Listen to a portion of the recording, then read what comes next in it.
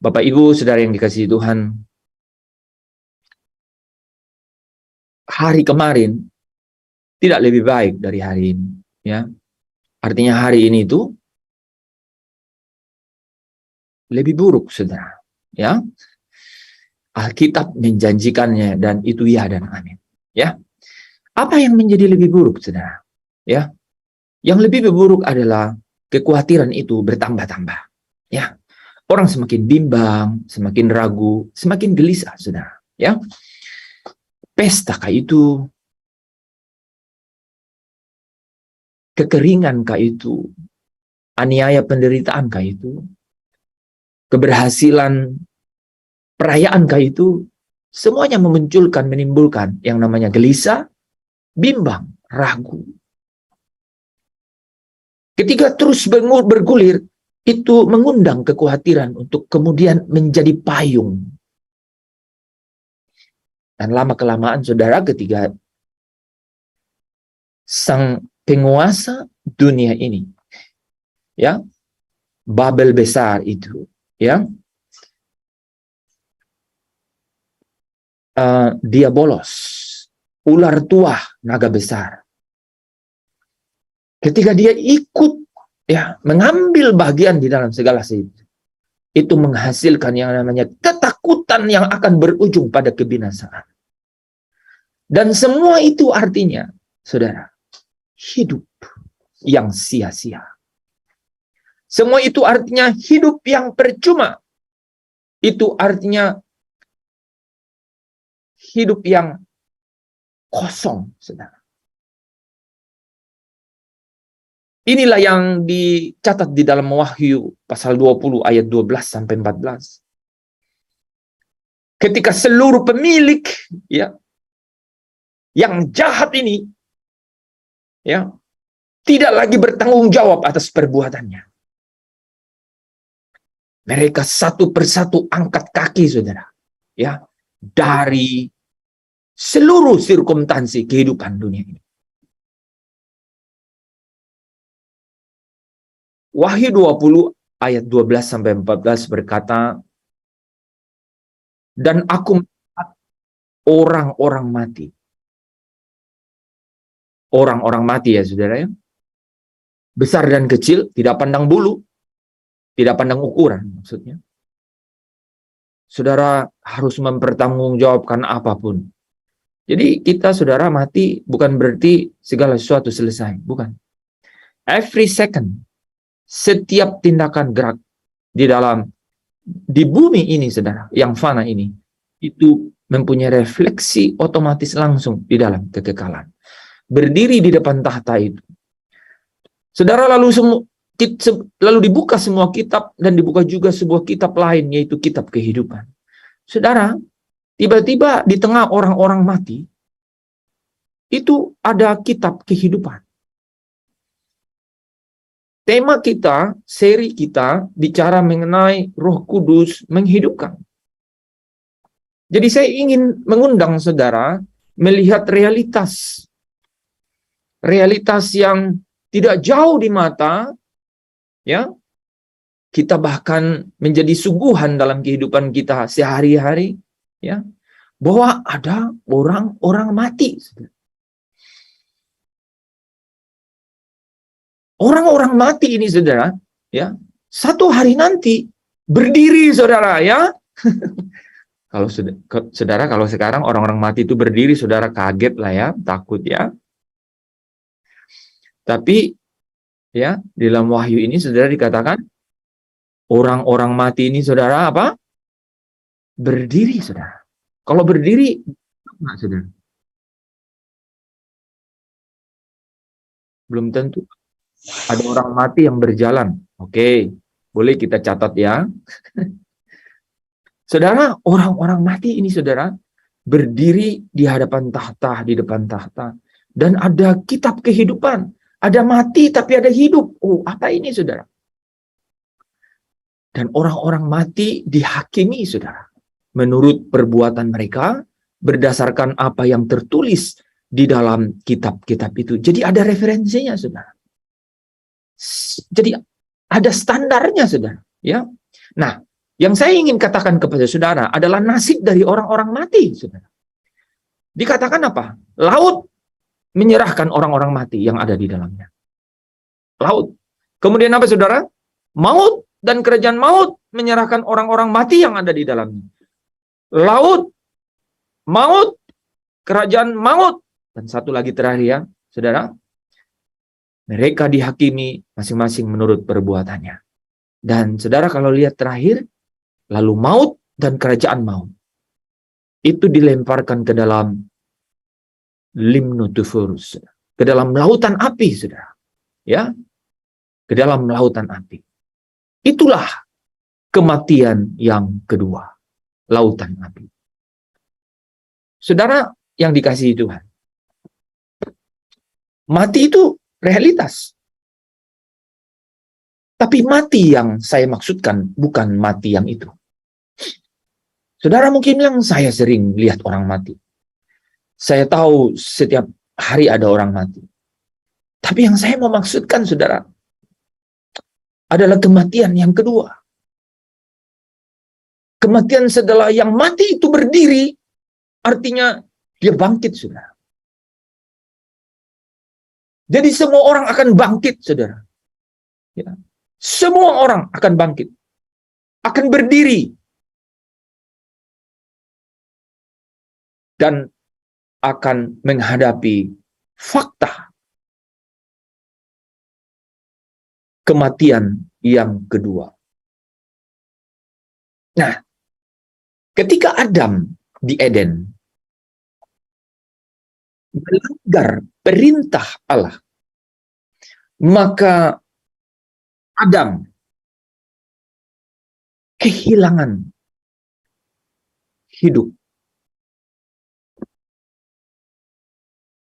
Itu artinya, ya saudara, dia kehilangan secara jasmania untuk selama-lamanya hidup.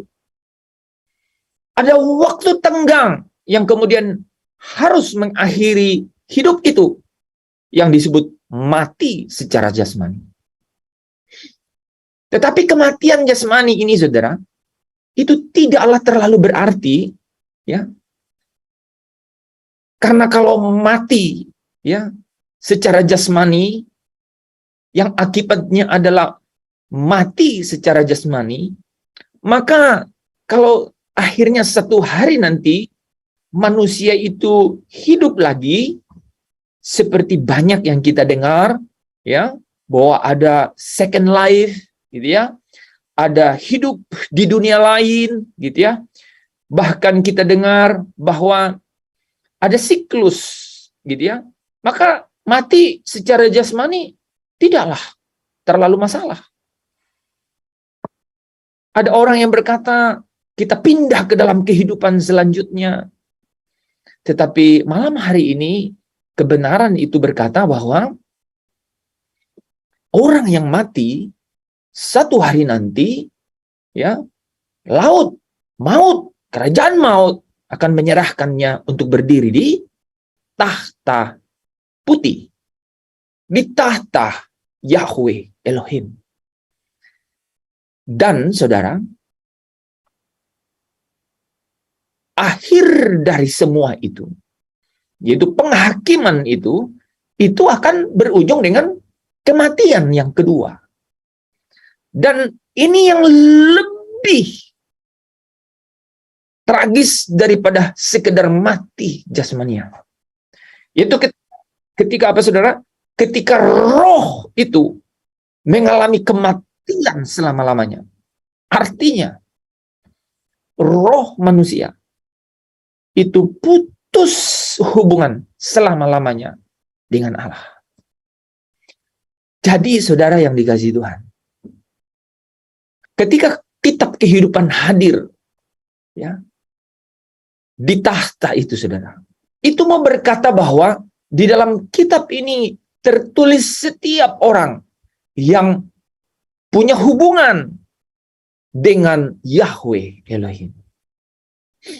Bapak Ibu kalau punya address book atau phone book, gitu ya, maka itu artinya apa, saudara? Paling tidak ada 3. Pertama, orang ini yang ada di dalam address book, saudara bisa hubungi. Betul? Karena ada kontaknya. Mungkin saudara belum pernah hubungi. Yang kedua, orang ini beberapa kali saudara hubungi. Pernah saudara hubungi. Mungkin. Pernah beberapa kali. Untuk keperluan tertentu. Untuk keperluan tertentu. Yang ketiga, yang terakhir, saudara. Orang ini yang ada dalam address book, itu biasanya saudara kasih nama berbeda. Khusus, gitu. Orang ini saudara harus selalu hubungi. Saudara harus selalu menjaga hubungan dengan orang ini. Saudara, kitab kehidupan itu bukan seperti phone book. Bukan seperti address book. Kitab kehidupan hanya berisikan orang-orang yang memiliki hubungan. Artinya orang-orang yang bergaul. Bergaul artinya memiliki apa, saudara? Intensitas komunikasi yang apa? Yang dekat, yang punya kualitas. Punya intensitas hubungan, punya intensitas komunikasi yang berkualitas, yang yakar, yang berharga tinggi. Yang apa, saudara? Yang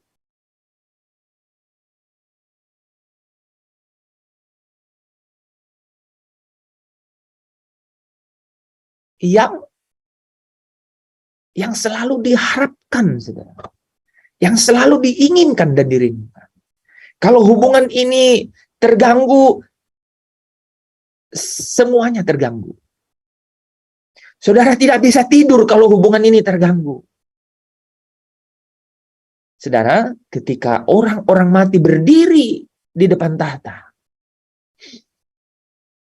sebenarnya, saudara, kitab kehidupan yang dibuka itu adalah kitab yang merepresentasikan hubungan saya dan saudara selama ini dengan tahta itu. How deep, how intense,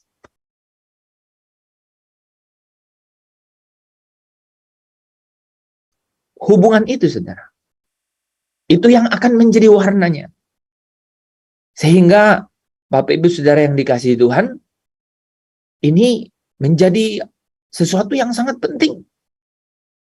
Apakah nama saudara ada dalam kitab kehidupan itu? Apakah selama ini ada hubungan yang bernilai tinggi? Ada hubungan yang mengandung pergaulan yang utuh dan intim dengan sang pemilik buku ini. Musa, saudara. Musa. Allah berkata kepada Musa, aku akan menghapus nama orang-orang Israel ini dari kitabku.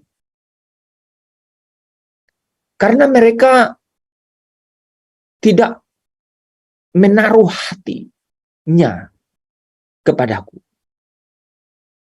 Dan Musa, saudara, berkata, kalau engkau ingin menghapus nama mereka dari kitab itu, hapus saja namaku.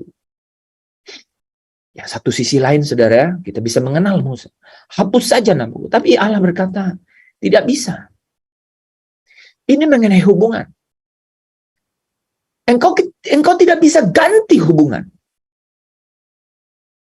Saudara nggak bisa di address book tiba-tiba saudara ganti nama, siapa ya yang nggak ada ya? Nama misalnya siapa ya, kok nggak ada ya?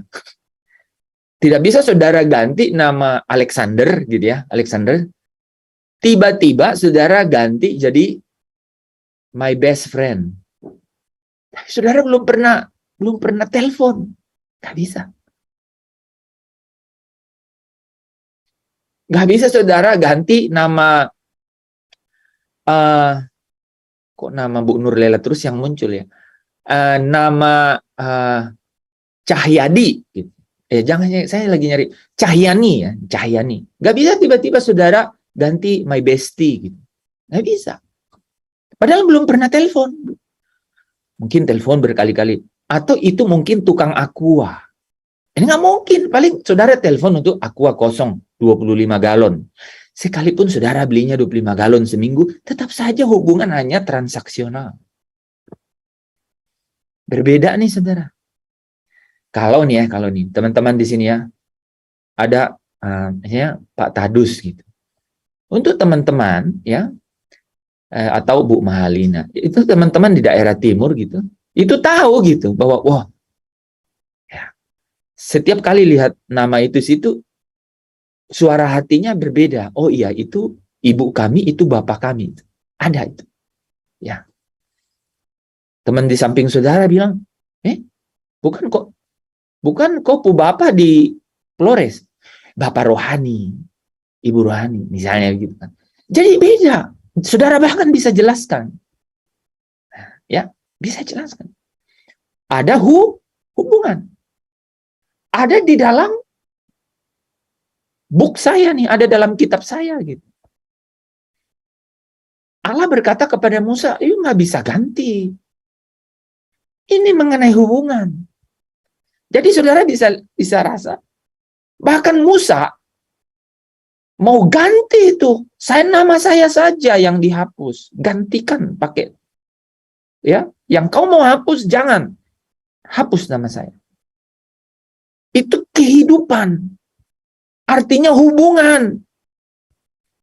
Jadi ketika Adam di Eden jadi dosa, maka hubungan itu jadi kematian. Mati, saudara.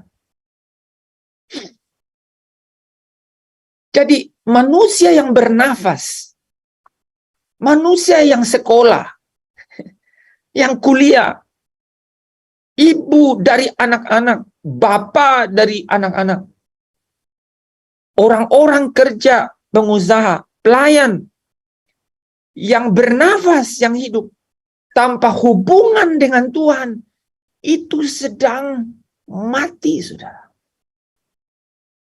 Living dead. Malam ini saya ingin memperkenalkan itu dengan kalimat yang lain. Namanya tidak ada dalam kitab kehidupan, saudara. Ini mengenai relationship. Bapa berkata, aku akan menjadi Allahnya dan mereka menjadi umatku. Itu, saudara, diperkenalkan sejak Musa. Bilang sama mereka, aku menjadi Allahnya dan mereka menjadi umatku. Dan itu sampai di akhir dari cerita, ya, langit pertama dan bumi pertama ini, saudara. Inilah yang dimaksud kehidupan. Ini mengenai hubungan, saudara. Jadi, Adam di Eden, karena dosa, dia putus hubungan. Pemazmur berkata,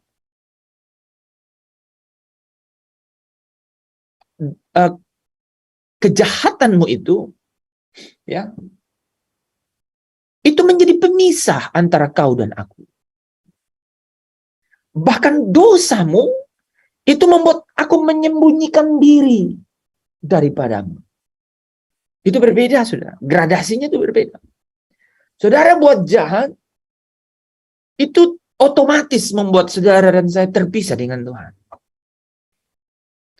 Dosa,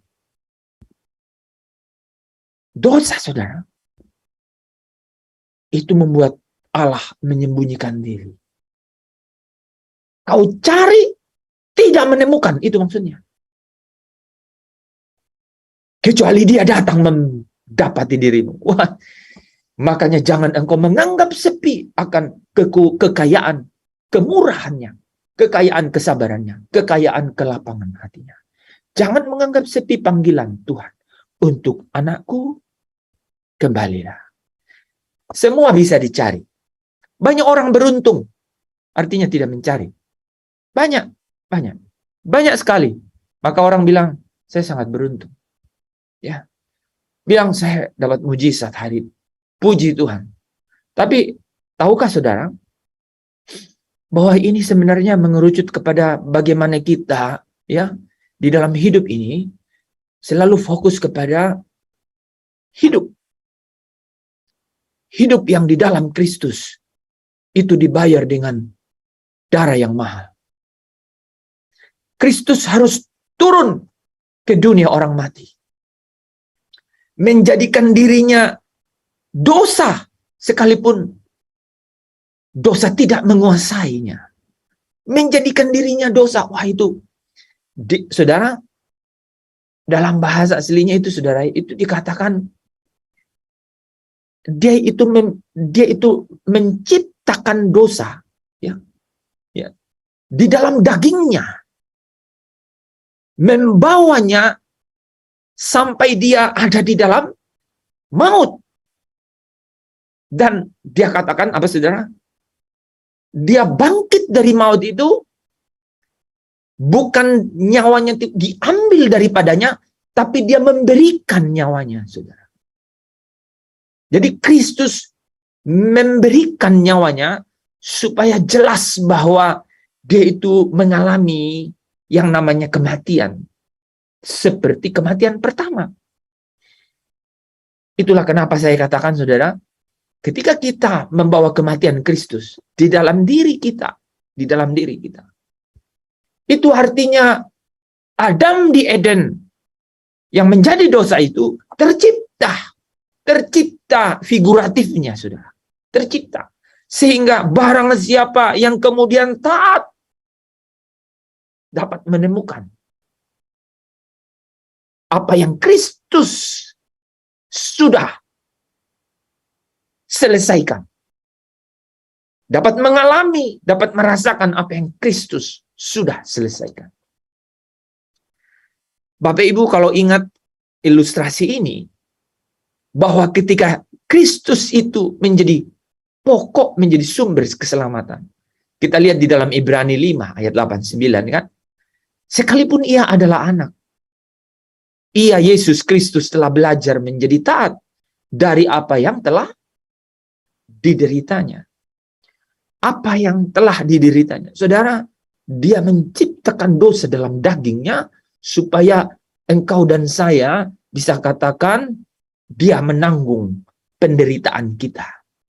Penderitaan kita lah, dosa kita lah yang ditanggungnya. Sesungguhnya kutuk atas kita yang seharusnya ditanggungkan kepada kita, itu yang dibawanya masuk ke dalam maut. Menjadi taat dari apa yang telah dideritanya. Dan sesudah ia mencapai, saudara bisa lihat, jadi dia menjadi sempurna. Dia menjadi telios, saudara.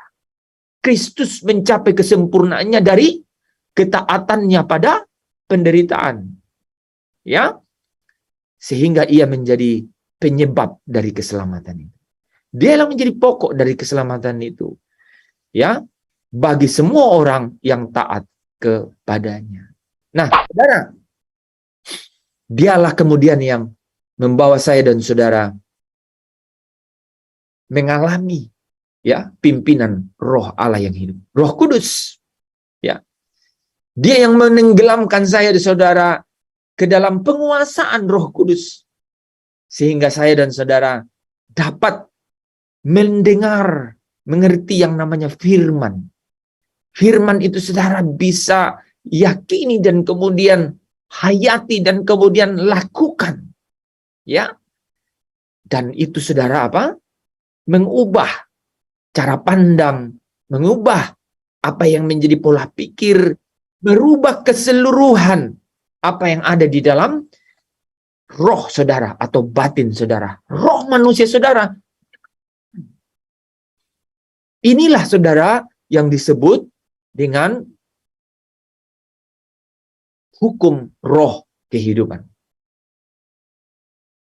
Ketika Roh Kudus ya yang menguasai ya roh kita, itu dapat melakukan dinamika ya satu pekerjaan ya yang terus menggiatkan dan menggerakkan roh manusia kita, saudara. Ya, roh yang membawa kita untuk dapat apa, saudara? Dapat diberi atau mendapatkan kembali perlengkapan rohani. Ya, seperti yang saya jelaskan sebelumnya ya, menjadi hidup di dalam roh. Artinya berperilaku seperti yang roh inginkan. Nah, bagaimana ini, saudara ya? Kita alami itu, kita akan bahas malam hari ini di dalam beberapa menit ya. Sehingga saudara, ketika kita mengalami ya pembaharuan dari roh ini, dibentuk kita menjadi hidup, jadi anak-anak Allah, yaitu yang dipimpin oleh Allah. Dan ini yang membawa kita kepada, saudara, roh manusia ini memancarkan kemuliaan yang apa, saudara? Yang apa? Yang sampai kepada kekekalan, ya. Dia akan hidup seperti memiliki karakter seperti Kristus, memiliki pikiran Kristus, ya. Dia akan memancarkan kemuliaan. Inilah kodrat ya ilahi, yaitu kekudusan di dalam manusia Allah itu. Nah, saudara, manusia Adam ya di Eden yang kehilangan hidup yang sesungguhnya, yaitu hidup yang berarti hubungan dengan Bapa di surga. Ini harus menemukan kembali hubungan itu. Kalau tidak, dia mati, saudara. Dia mati. Dia akan terus mencoba, mencari dan mencari. Makanya Yesus datang kepada setiap orang di dunia ini. Di dalam Matius 11:28 berkata, marilah kepadaku hai kamu yang letih, lesu, dan berbeban berat. Karena rohnya itu tidak punya hubungan. Dia akan berharap kepada dunia, tetapi dunia tidak dapat memberikan ya hal yang pasti. Di dalam Kristus, apa yang Kristus berikan itu pasti. Pengharapanmu, pengharapanku itu tidak sia-sia ya. Roma 5 ayat 1-5, saudara ya. Saudara bisa berdiri dengan teguh ya, bermegah di dalam Kristus karena pengharapanmu itu tidak percuma, tidak sia-sia, saudara ya. Nah, saudara yang dikasihi Tuhan, roh kehidupan, dialah roh Kristus, dialah yang membangkitkan kembali roh kehidupan ya, yang membangkitkan roh kita itu. Nah, mari kita baca, saudara, di dalam Roma 8 ayat 2 ya. Setelah Paulus mengalami pergumulan ya batin ya di dalam dirinya, saudara, maka di Roma pasal 7, maka di Roma pasal 8 ini muncul satu penghiburan akan pengharapan akan kemenangan untuk dapat punya kuasa dan kekuatan baru. Ya, ini saudara ya, saudara mungkin katakan kepada saya, ini di mana ya, saudara? Ini setiap hari kita alami. Ya, saudara yang menginginkan lulus kuliah, lulus sekolah, akan terus terbelenggu di dalam segala sesuatu yang kemudian membawa saudara kepada rasa cemas. Ada tuh, saudara. Ya, ketika saudara hanya benar-benar berjuang dengan cara dunia, ya, dengan cara apa yang terbatas di dalam pikiran, di dalam jiwamu, maka saudara terbungkus dengan kecemasan. Saya juga melewati yang namanya belajar, saudara. Tetapi penyerahan itu adalah kekuatan dari semuanya. Ketika saudara benar-benar di dalam rohmu, roh yang benar-benar mengenal Kristus, maka engkau akan berkata, apapun juga yang kukerjakan, tetapi aku akan menyerahkan seutuhnya dan sepenuhnya kepada Tuhan. Aku berusaha, tetapi di tangan Tuhanlah segala sesuatunya itu di dalam kendalinya. Kita labuhkan pengharapan kita kepada Tuhan. Roh yang akan membuat itu. Pikiran saudara akan menuntun saudara kepada segala sesuatu yang terbatas. Jiwa saudara itu menuntut, dia akan terbatas.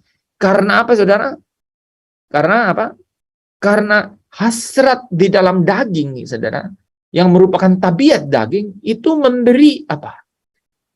Provokasi yang membuatnya apa, saudara? Membuatnya tidak pernah mengalami yang namanya keutuhan daripada keyakinannya itu.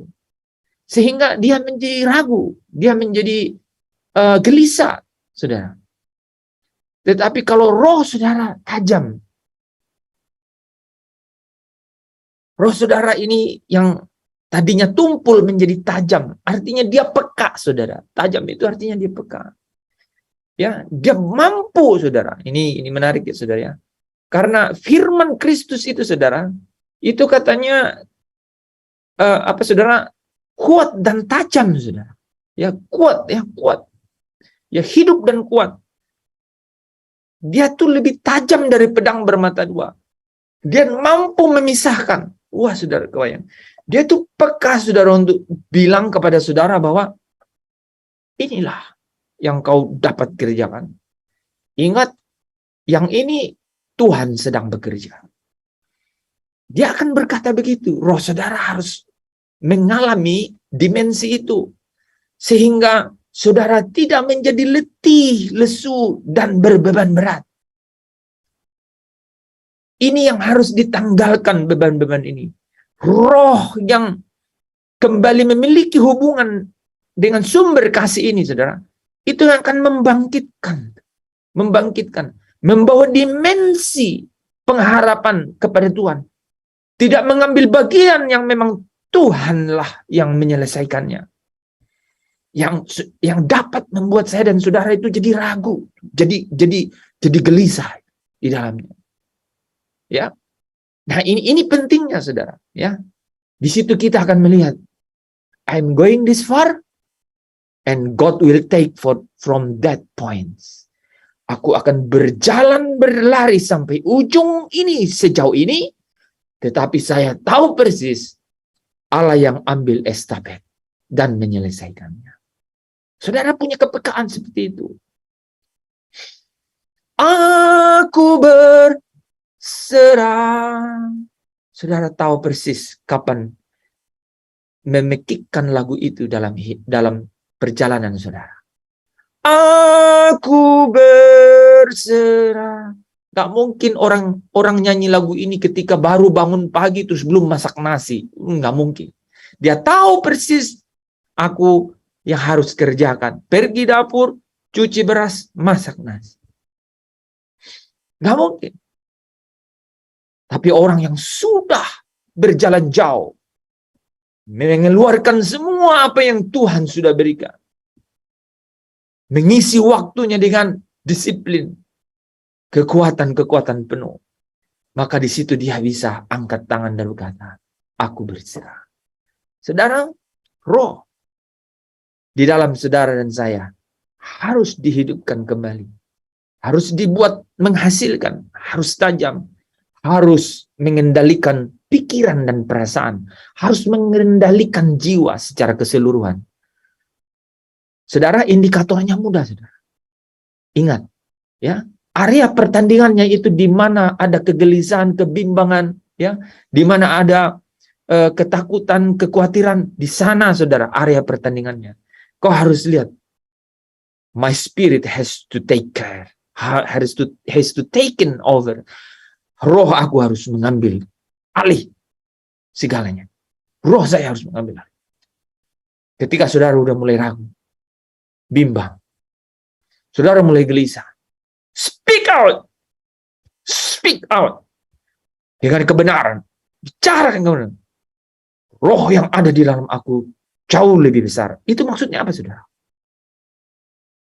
Itu maksudnya roh saudara ini, saudara, ya, itu mengendalikan keadaan, mengendalikan jiwa. Ya. Apalagi kalau anggota tubuh itu sudah mulai ikutan, saudara. Anggota tubuh itu dia mulai, nih tahu nggak? Ya, nggak apa-apalah hari ini kamu mungkin begini. Itu sebenarnya menggelisahkan, saudara. Kenapa? Di dalam diri saudara, ya, perasaan dan pikiran saudara itu kemudian mulai masuk dan mengambil peran. Dia akan berkata, benarkah ini menyukakan hati Tuhan kah ini? Ini sesuatu yang berguna kah? Itu mulai itu saudara. Mulai. Dan di dalam kebimbangan kegelisahan seperti ini tuh, roh penurut itu daging lemah saudara. Dagingnya lemah saudara. Dia akan terus, nah saudara, dalam keadaan begini, provokasi itu muncul. Bisa melalui siapa saja. Ya, bisa melalui apa saja. Saudara tidak mampu. Nah, di sini speak out. Roh saudara harus bangkit. Menjadi tajam, menjadi peka. Saudara bisa berkata no, tidak. Tidak. Dan rasakan ketika saudara bilang tidak, aliran spiritual itu terasa. Dan aliran spiritual yang terasa itu, saudara, itu menjadi kuat. Nah, itu roh penurut tuh. Dia menurut kemana saja saudara bawa. Nah, dia akan bangkit dan kemudian membawa kebenaran itu menguasai pikiran. Kebenaran yang ada dalam pikiran itu kemudian terkonsolidasi, saudara. Dia akan menguat. Dia akan menguat. Dan kemudian saudara bilang, sekalipun aku dalam lembah kelam, sekalipun ada di dalam the shadow of the darkness, bayang-bayang kegelapan, ekonomi suram, kepastian itu tidak kunjung kelihatan, percaya. Kalau kemarin Tuhan tolong, Tuhan yang sama menunggumu esok. Kalau 50 tahun yang lalu saya berjalan dengan Tuhan, saya tahu persis 50 tahun ke depan, Tuhan yang sama. He is the faithfulness God. Dia Tuhan yang setia. Roh saudara akan berkata begitu. Nah, kalau irama ini yang setiap hari saya dan saudara alami, how grateful the life is. Betapa agungnya hidup itu. Kiri kanan mungkin saudara lihat rumput tetangga hijau. Tetapi engkau ada di padang rumput yang tak terbatas luasnya. Di sana pemazmur berkata, kesanalah engkau membawa aku. Engkau membaringkan aku. Bapak, Ibu, Saudara yang dikasihi Tuhan. Ini tidak mudah. Tetapi inilah yang Kristus perjuangkan. Ketika dia turun ke dalam maut. Mengambil persis apa yang kau derita. Apa yang saya derita. Apa yang menjadi kutukmu, kutukku harusnya. Supaya saudara dan saya. Ketika Kristus bangkit. Roh saudara dihidupkan. Roh saya dan saudara menjadi peka, menjadi tajam, dapat membedakan ini jalan Tuhan. Dan ketika saudara memilih jalan itu di dalam setiap hari perjalanan hidupmu, itulah kemenangan di atas gelanggang-gelanggang yang engkau akan lewati. Saudara, ketika saudara melangkah lebih jauh, memang apa yang terjadi? Yang terjadi adalah saudara akan semakin menemukan gelanggang yang lebih besar. Di dalamnya banyak lawan di dalam kehidupan. Tetapi ingatkah saudara? Paulus pernah menulis, seorang petinju itu tidak sembarangan memukul. Seorang pelari, dia tahu ada aturan. Seorang prajurit, dia tidak memusingkan diri dengan penghidupannya. dia harus taat kepada komandannya. Dan Bapak Ibu, ketika Yesus ketemu dengan pemimpin muda yang kaya itu, saya selalu ingat filosofi hidup itu. Dia berkata, lepaskan apa yang ada padamu, supaya kau bisa punya harta di rumah Bapa. Barulah kau dapat datang dan bilang, ikut Yesus. Artinya apa? Baru kau bisa sangkal diri. Kalau kau tidak lepaskan apa yang ada padamu, kau tidak mungkin punya pengharapan ke rumah Bapa. Gak punya harta di sana. Bagaimana engkau mau pulang ke tempat di mana kau tidak punya harta? Mustahil. Apalagi dunia ini sedang menjerat dan menarikmu turun ke bawah bayang-bayang maut. Belum maut dan kerajaan maut. Baru shadow of the darkness. Bayang-bayang maut. Tidak mungkin saya dan saudara bilang saya mau pulang ke rumah Bapa kalau di rumah Bapa tidak punya harta. Ini luar biasa. Ketika semua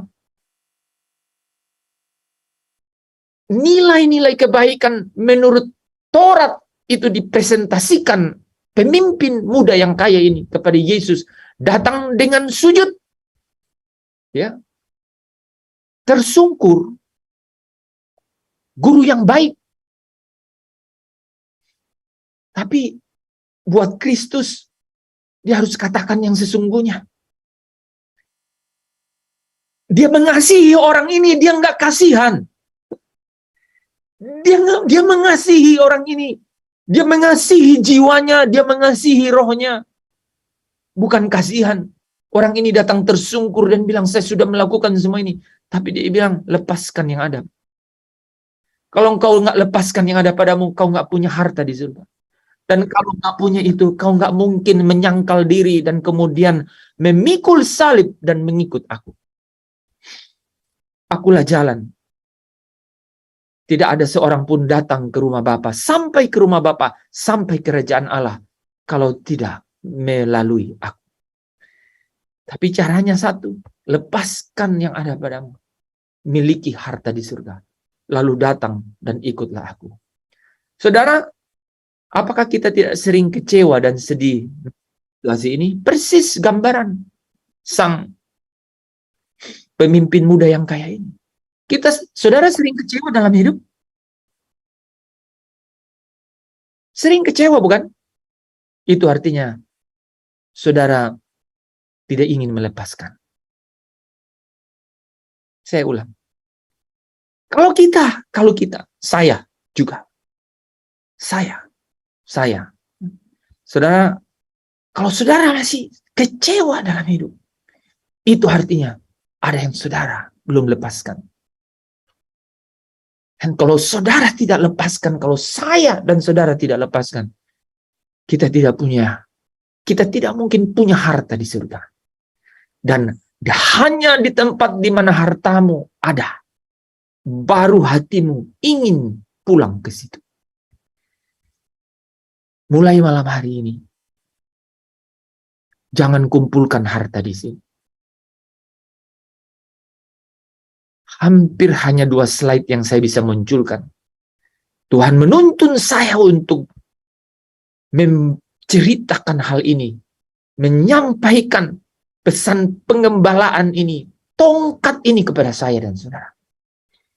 Ketika kita masih kecewa dalam hidup ini, ketika kita masih sedih dalam hidup ini, ada banyak hal yang kita belum lepaskan.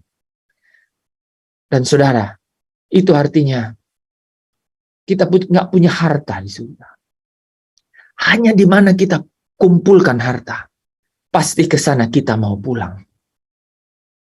Kumpulkan hartamu di surga, supaya hatimu inginnya pulang ke surga. Bapa menunggu, dan tangannya terbuka untuk menyambut saya dan saudara. Pelayanankah itu? Rutinitas rohanikah? Hubungan persaudaraan? Hubungan persahabatan? Atau hubungan di dalam keluarga? Kalau itu membuatmu kecewa, ada hal yang belum engkau lepaskan. Kalau itu membuat engkau sedih, ada hal yang belum engkau lepaskan. Dan itu artinya engkau sedang menumpuk harta di sini dan tidak di kerajaan surga. Bapak Ibu, kumpulkanlah harta di surga supaya kesanalah engkau akan melabuhkan hatimu yang satu-satunya itu, yang Tuhan maui, yang Tuhan ingini dengan sangat. Yesus tidak kasihan kepada orang yang datang tersungkur ini. Yesus memberi kasih yang sejati. Dia ingin supaya dia menghabiskan hidupnya selamanya di dalam kemuliaan yang kekal. Tetapi sayangnya dia pergi dengan kecewa dan sedih. Terpujilah Kristus. Saya yakin setiap firman kebenaran ini itu bukan hanya perkataan, tetapi adalah kuasa yang akan mengubah, yang akan meresolusi ulang setiap pemikiran, setiap cara tindak, perilaku kita dari malam hari ini. Supaya perjuangan kita adalah perjuangan yang bernilai tinggi. Perjuangan yang menghasilkan satu persahabatan yang saudara dan saya akan nikmati tanpa batas waktu, for everlasting in Father's kingdom. Amin.